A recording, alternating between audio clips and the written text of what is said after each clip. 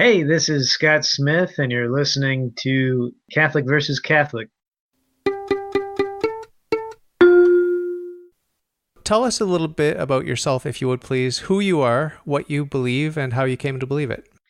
Well, as far as who I am, I'm a husband and father of four. I'm an attorney. I've also been a Catholic high school religion teacher.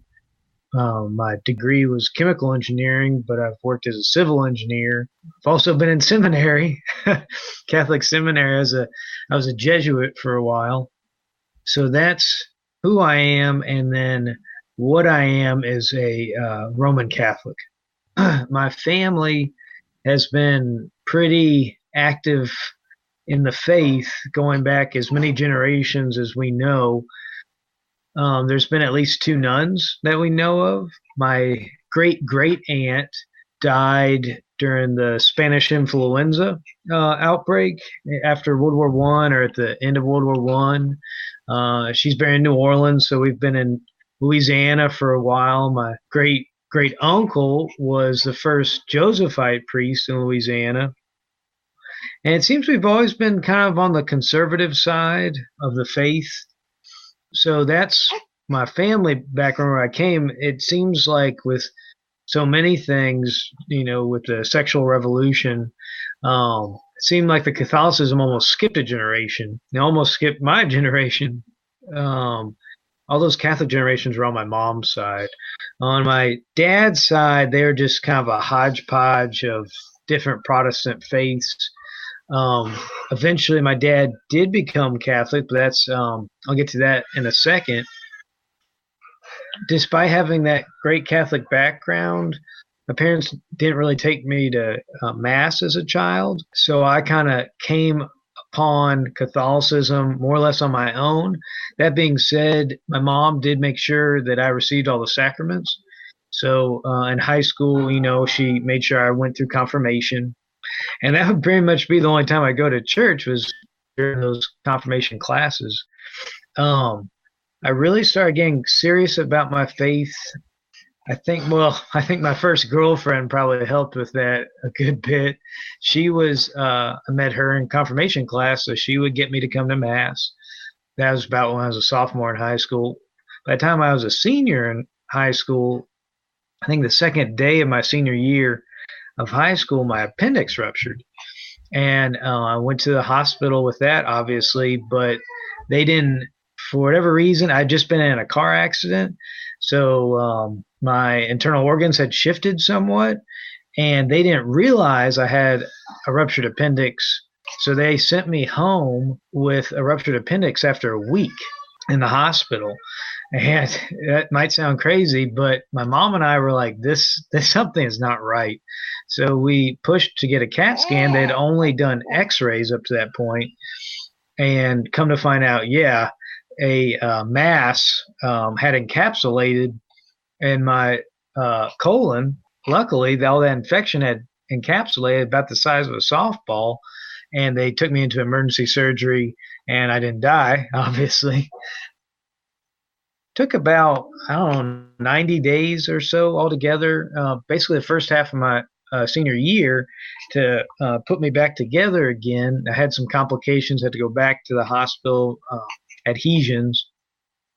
So through that, the pain was pretty bad, and that was where I first really started praying. Before then, I had kind of, I, I didn't believe in the supernatural aspects of God. I thought it was a neat tradition, but I still kind of stuck in like a empiricist, materialist, American 1980s kid kind of mindset. It wasn't until I was really struck with my own mortality that I started grappling with those bigger questions and reaching for a supernatural God. So my faith was quickened at that point. I can't say it really came on fire yet. The sacrament of confirmation was there, but it hadn't really been activated yet. I would say that really happened when I was in college. I went to Texas A&M. That's where I got my chemical engineering degree, and a lot of my friends, both in at Texas A&M and Oklahoma weren't Catholic. They were Protestant, mostly Baptist. So they would challenge me on my faith a good bit. And I'm the kind of person that responds to that. That was a fruitful adversity for me. I didn't know what it was at the time, but I enjoyed apologetics. And so I wanted to learn my faith only to beat them in an intellectual way. And then the other major component of my faith journey in college was that my dad died. He died when he was 46, and it was really a tragedy because he and my mom had just separated. And I say he literally died of a broken heart because he had an aneurysm of the aorta, of the ascending aorta, so it was almost instantaneous. He had a congenital stenosis of the aorta, which meant that his aorta basically didn't grow from when he was a child on. So it was just a ticking time bomb for him. When he died, and the way he died really forced me to start seeking the faith more and answering questions for myself. Now, I said I'd come back to it earlier on. Right before my dad died, he became Catholic, and I was his confirmation sponsor. When I was in the hospital, he made a promise to God that if I survived, he would become Catholic. And I did, and he did. So I've been the confirmation sponsor for my dad, for my granddad, and now my mom has remarried. I'm going to be the confirmation sponsor for my stepdad. So it's the unfortunate part of all that is that I was able to serve in that role for them not long before each of them died, and I hope that's not the same situation for my stepdad. But it's funny how God prepares you with your own mortality in the faith. The third component of my faith formation in college, before I entered seminary, I'd say was getting involved in the pro-life movement. In the Knights of Columbus, we would pray at an abortion clinic there in College Station, Texas. The abortion clinic is a Planned Parenthood clinic that we would say the rosary at. The parish priest that we went with is now a bishop, the Bishop David Conderla in Tulsa, Oklahoma. The director of that clinic was Abby Johnson, who since converted and became pro-life and is now one of the better known advocates for pro-life in America. That's also where 40 Days for Life began, was with those of us praying at that clinic. It just kind of morphed into a nationwide phenomenon. So getting involved in the pro-life movement, starting to see American culture from that perspective, basically brought me to my adult faith. From there, I've continued to develop there, try to develop that in seminary. We did 30-day silent retreat of the spiritual exercises. And then since then, I've also I went back to law school, but I also went back and got my master's degree in theology.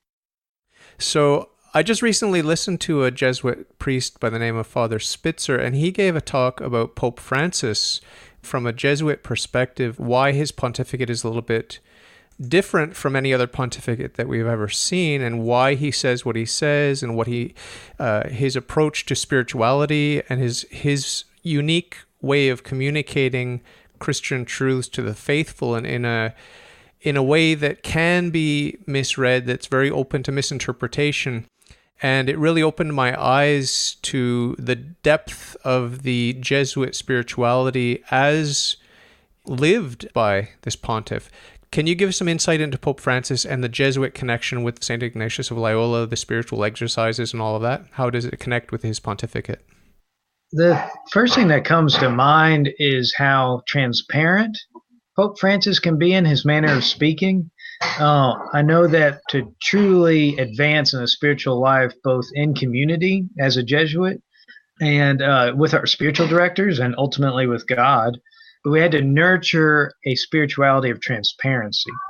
Now, when you bring that complete openness and rawness, when you bring that into the heavily nuanced world of international politics, it can be very refreshing, but evil forces can really misshape and corrupt what I think is trying to be said. And I think that you see that that's what's happening with Pope Francis is the way he speaks is refreshing to so many, but it's also being distorted by so many. Have you been tempted to be critical of Pope Francis, or have you always had faith that he's a good Catholic? I read about him, about his work as a bishop, the Eucharistic miracle he is involved with, his fight against the advance of the homosexual agenda in Argentina. So I knew that his bones were orthodox. He may talk more about the environment than any other pope, or maybe even that I would like sometimes. But I think, however you fall on global warming, I think what he's saying is important. And I trust that the Holy Spirit is certainly going to speak through him, and that is certainly guiding the church through this pontiff. It's like with any other pope, there's a lot to love and there's a lot to be challenged by. Do you have friends in the church that have fallen prey to the propaganda against Pope Francis? Do you know people on the right that have been tempted to go away from the church because of Pope Francis? Or not too many in my personal circle. I guess if they did feel it was time to distance themselves from the church because of Pope Francis, that maybe they would no longer be in my inner circle. I know that you've got like the set of Vacantists that didn't even like Pope John Paul II, so they're not going to like Pope Francis. But if you look at the sweep of history since Vatican II, with JP2, who was the philosopher pope, Benedict, who was the theologian pope, and now we have Pope Francis, who's just this pope of the people, this very pastoral pope. I think it says something about these last centuries, their complexity, that we have such a great diversity of popes. Every one of them is just magnificent. Can you just talk briefly about Marian apparitions and how our time may be fulfilling some of the prophecies in some of these Marian apparitions? Do you have any inkling about what might have been said? I know in South America there was Our Lady of Good Success that talked about the 20th century, but do you see any connection? Are you familiar with the prophecies of some of these Marian apparitions, or no? I'm not familiar with the one you mentioned. I did write an article about Our Lady of Fatima, just elaborating on what the Venerable Fulton Sheen had said about Our Lady of Fatima, that it was no coincidence that Our Lady should appear in a location that was named after a woman named after the daughter of Muhammad. And that not only Our Lady of Fatima, but all the other Marian apparitions throughout the Middle East right now. You've got Our Lady of Zaytun, I think it is, and which was much earlier in the 20th century. But you have some current Marian apparitions in the Middle East, and even appearances of Jesus in the Middle East to adherents of Islam. I think that there might be something brewing in terms of mass conversions of Muslims to Christianity through the intercession of Our Lady. You have plane loads of Muslim women visiting Our Lady of Fatima, and at the same time, you have ISIS pinpointing these Marian sites because of the effect that they're having on those people ISIS would wish to dominate. So I think something's in the water. So I don't want to talk too much about it, but I just want to briefly get your opinion before we move on to other topics about Medjugorje. It seems like a controversial apparition. What do you think about Medjugorje? I have some friends that have been there and have been moved by like the palpable presence of silence, something like that. But I mean, if it's not a Marian apparition, then yeah. the opposite would be pretty frightening. What is your daily practice with the Ignatian spirituality? Do you do the daily examen prayer, for example? I try to, but after seminary, especially now with 4 kids, my daily prayer life has just become extremely uneven. There is something that Pope Francis said that I have taken to heart. It's the daily martyrdom of the father or of the parent. Thinking as I go to work, the sometimes drudgery of that, just offering that up as a bloodless sacrifice for my family. Also, with babies, it seems like you're pretty much doing all the corporal works of mercy at once. Clothe the naked, feed the hungry, heal the sick. It's all there. That's something my wife's mother kind of made me think about. Apart from that, nothing especially Ignatian. I say my rosary, hopefully daily. I guess there's nothing really special about my prayer life except it's especially struggling. I used to have this just wonderful sense of peace and quiet, of silence. Having gone through so many silent retreats and then ultimately the 30-day silent retreat, I could just access that silence whenever I wanted it. And it's still there. It's just becoming a little dulled over time. I'd like to start back with a routine of quarterly retreats, just 3-day silent retreats. I find it takes about 3 days to really break through the noise into the silence. And I think if we were to adapt the church's amazing traditions for communal prayer to spousal prayer, I'd like to see that. I'd like to see growth in that area. Speaking of your spouse, is there a difference between men and women? I know the church teaches that there is, and I believe that there is, but in your own personal experience, how would you characterize the differences between men and women fundamentally and essentially? I guess my thought on that has really been shaped by a class I took on Christian anthropology when I was getting my master's. I think it's expressed well in terms of masculinity being externally focused, while the feminine is internally focused. Even the construction of our bodies, of our reproductive capacities, are external versus internal. I think fatherhood is one of the finest expressions of masculinity, and certainly motherhood for a woman, but also how we approach children.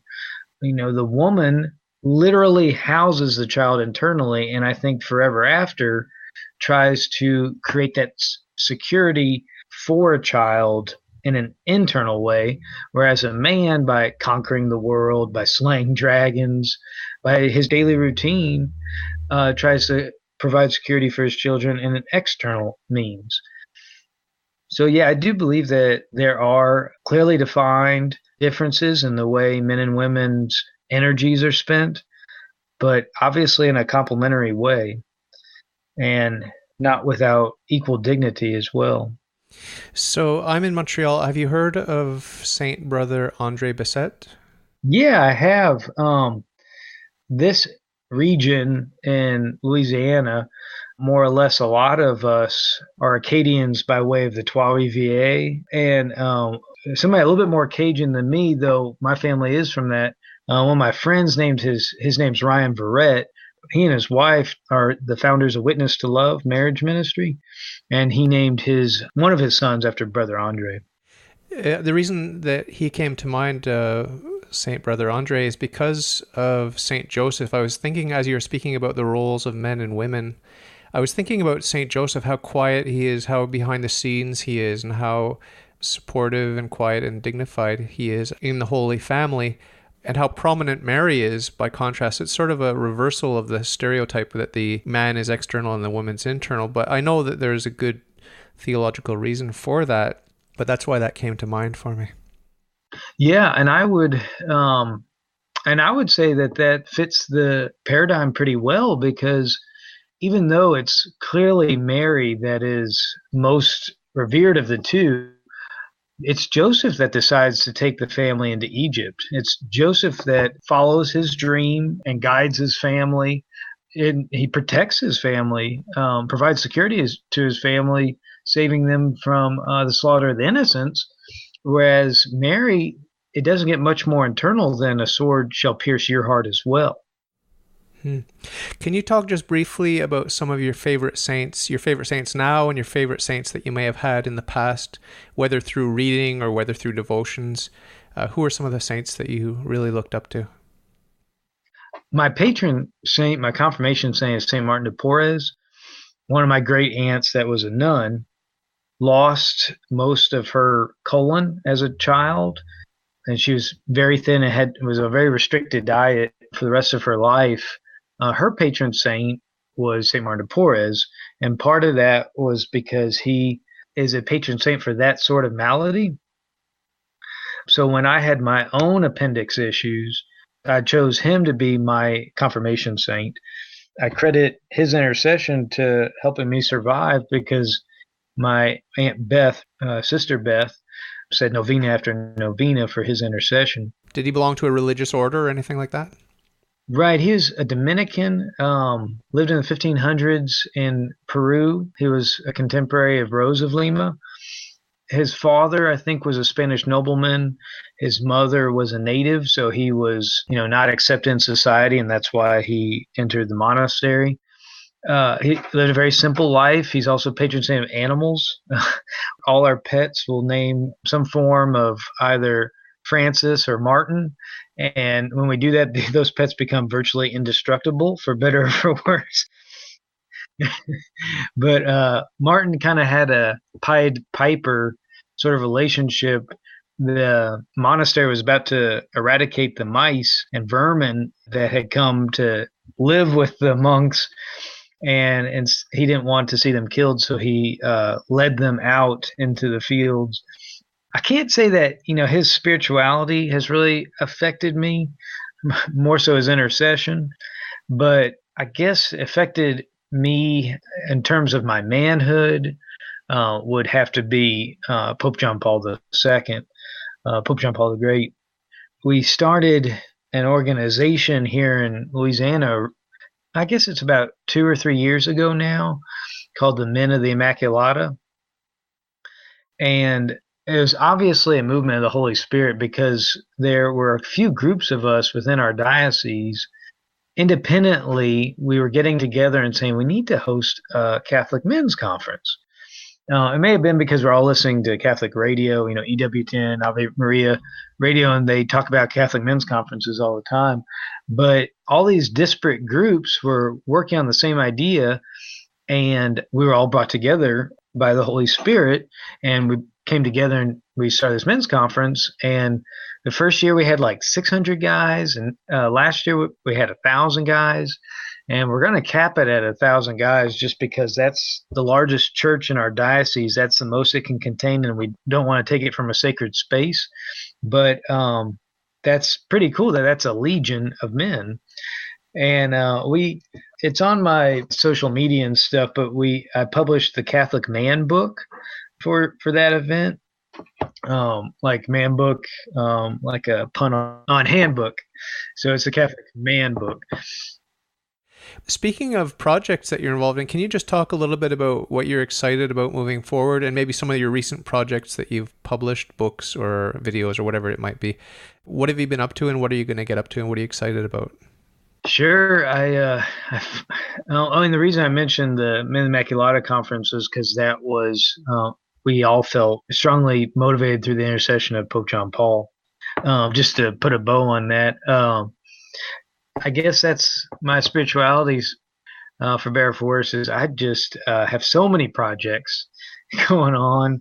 Not that any of them are ground shaking or anything, but I'm finishing up a revised copy of my book on Mary, which is what you need to know about Mary, but we're never taught. Always doing a new every year we do a new Catholic Man book. My blog is ongoing. I try to write on a particular theme through the year so that I can collect those articles later as a book to publish. I'm trying to focus right now on something that I've kind of steered away from in the past because I just love writing about scripture, but I feel like my background makes me particularly suited to write about Catholic developments in the law. So I wrote an article recently on an encounter I had with Justice Clarence Thomas. Thomas being his last name, he, like many Catholic lawyers, has a devotion to St. Thomas More. And we were able to share about that. And I was lucky enough to ask him a question in a group setting, so he couldn't shy away from it. And we had an assembly of all our students.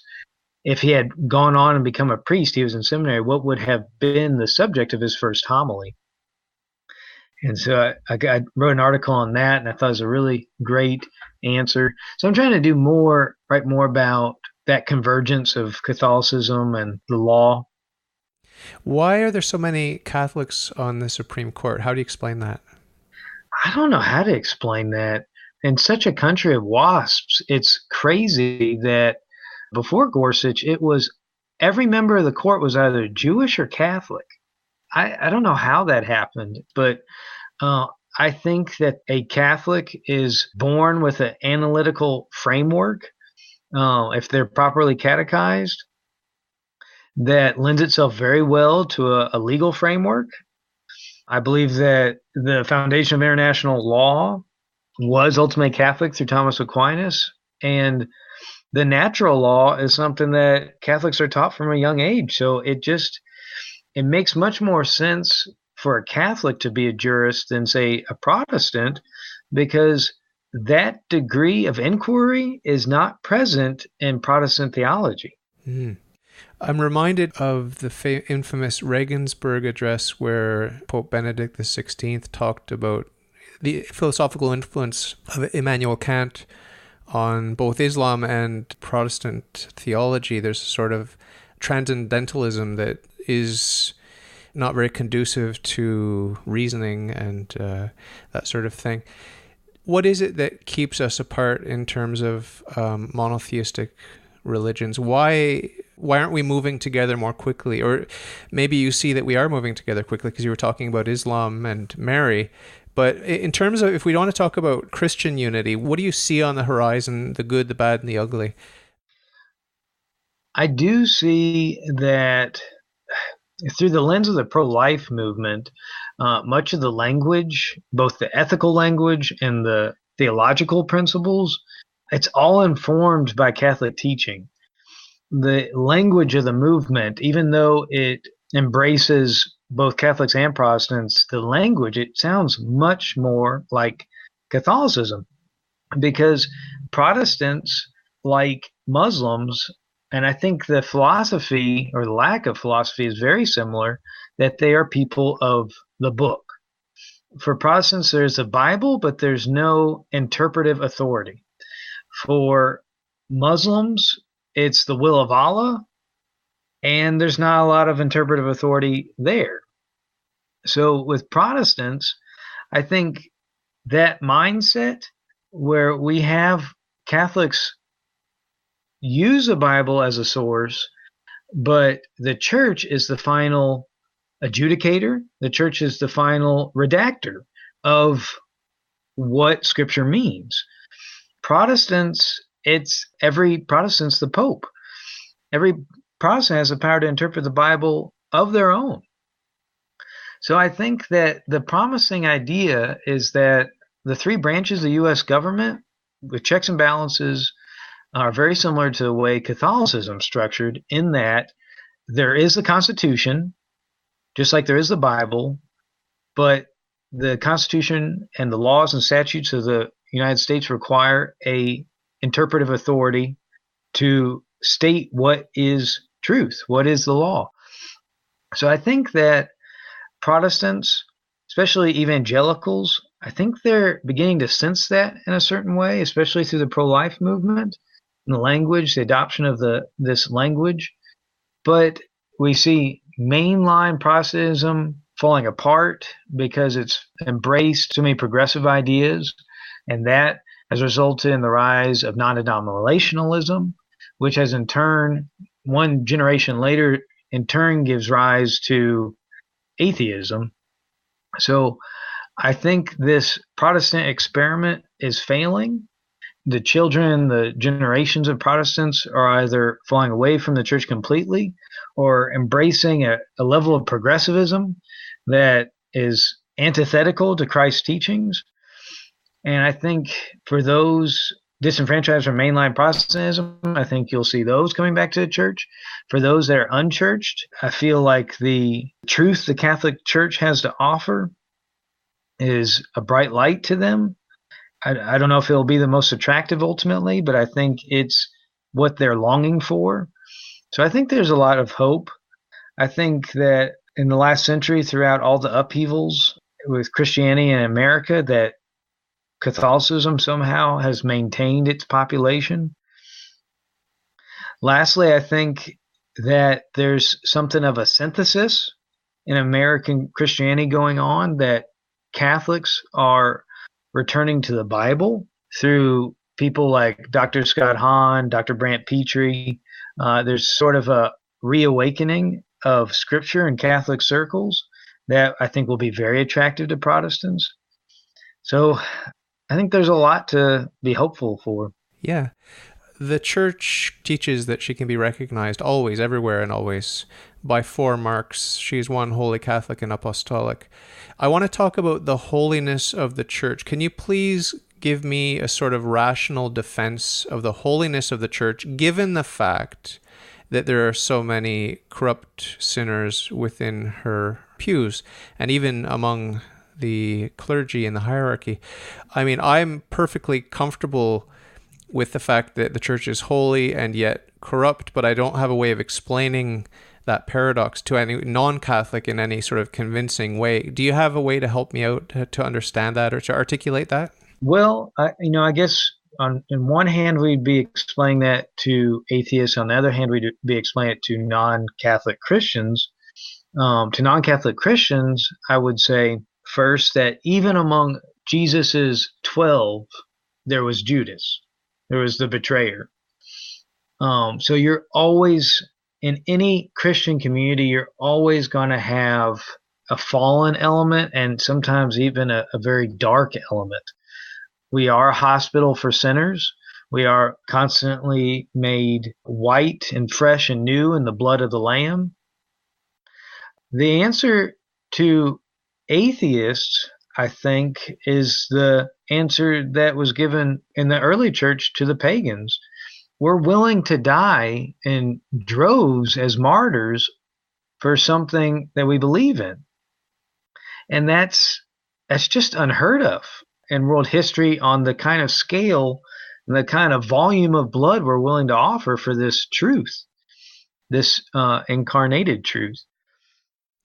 In your experience, most, well, you can use your own words to describe the priests that you've met, but would you say that overwhelmingly the priests are men of prayer and striving for holiness? I'd say that they are striving for holiness to a greater degree than the general population, if only because their stated objective in life is to be the spouse of the church. Personality-wise, I think, they're pretty much just like the rest of the population, between grumpiness and dryness in the spiritual life. I think it's good in a certain sense that I didn't become a priest. I mean, obviously the fruits of my marriage stand to that, but it's just such a responsibility. Jesus says it is better that a millstone be put around the neck of any of you that mislead any of these little ones. So that's a huge responsibility put on priests. And I think American Catholicism is going through a transition with the priesthood following the sexual revolution. But I think that the old guard has lost some of the sense of sin. I've tried to redefine sin, and I worry about them. I know a good bit of priests that have kind of gone that way, and I worry for them. But then I look to, those that you'll find in every generation and age they're just stalwarts. They're just amazing men of faith and bravery. But then there's also this young crop that's coming up that appear so holy, conservative, in a approachable way. These new priests, certainly in our diocese, are just amazing. There's something supernatural going on here that this sort of thing could be happening in our culture, in our world. Yeah, I can see it as being a response to the evils of our world, but it just goes to show that this church is going to be here for another 2,000 years. It's not going anywhere. It's immortal. Yeah. I do want to ask you on a very personal question. It's not personal for you, it's personal for me. It has to do with fraternal correction. I'm getting a hard time from a lot of my Catholic friends because when they contradict the church on something that is very clearly taught by the church, usually having to do with sexual morality, I tend to speak up and just remind them what the church proposes. Now they're free to choose to accept or reject what the church proposes, right? But my ears prick up when I hear people contradicting the church on things like that. And so I will put my 2 cents worth in. And it's not my opinion, it's just objectively what the church teaches.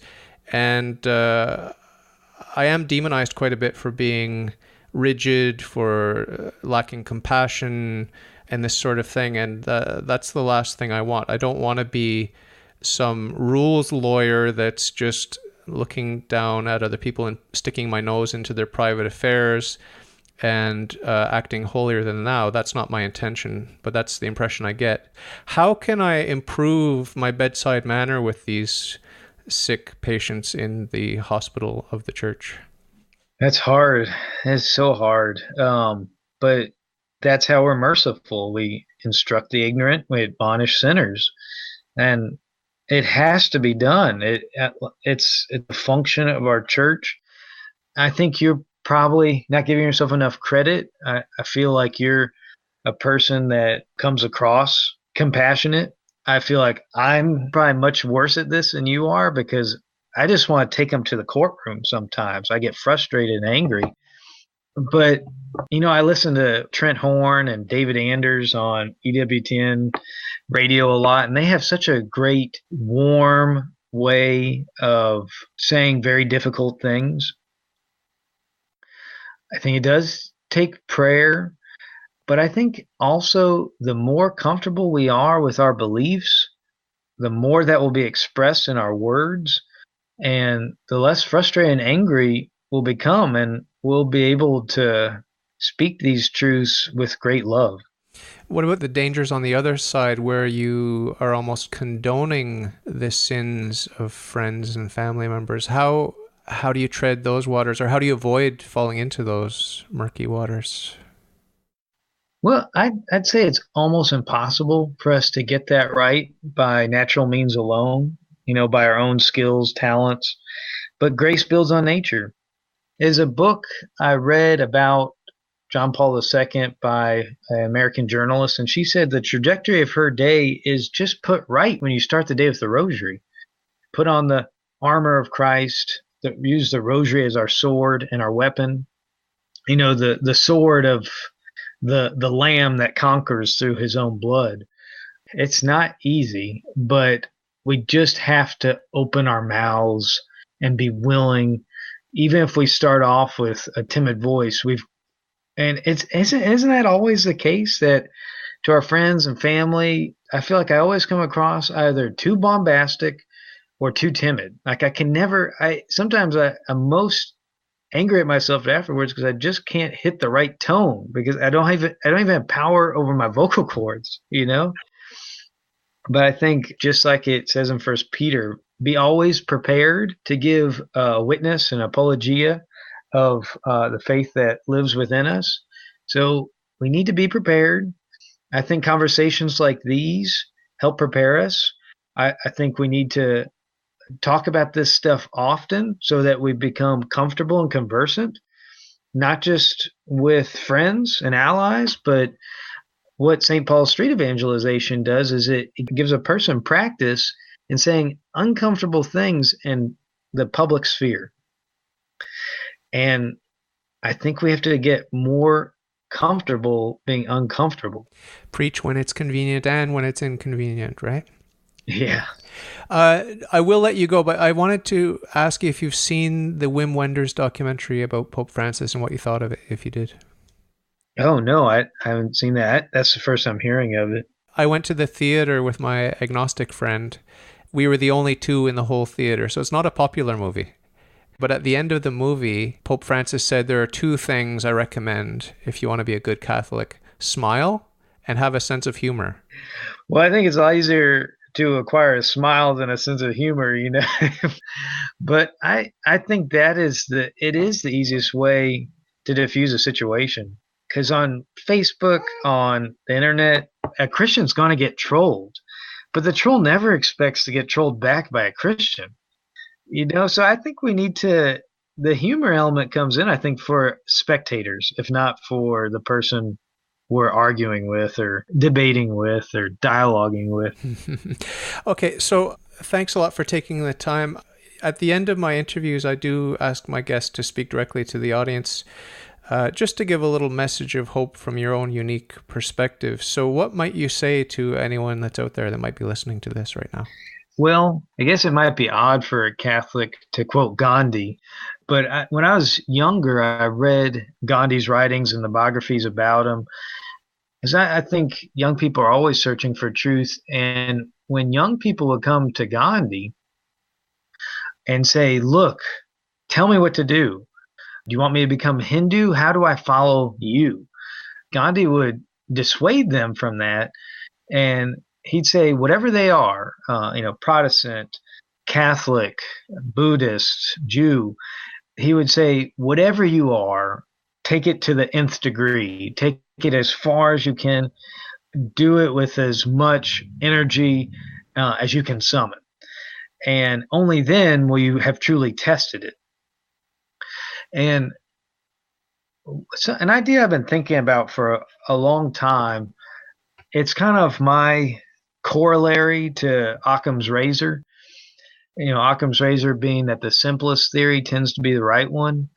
When we're testing our ideas, trying to drill down to the truth, it's not the simplest theory that tends to be the right one. It's the most beautiful.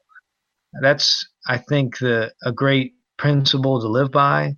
Seek what is most beautiful, and you will recognize truth by its beauty.